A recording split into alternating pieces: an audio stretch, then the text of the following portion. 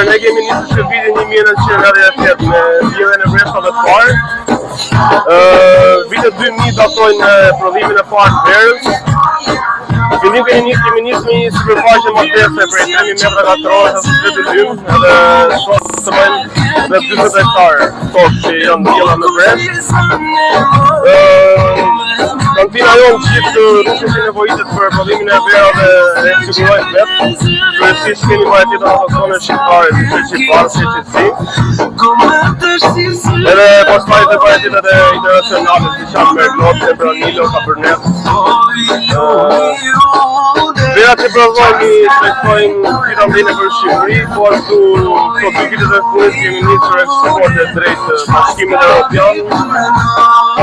Për shembull në Belgjikë, eksportojmë rregullisht, po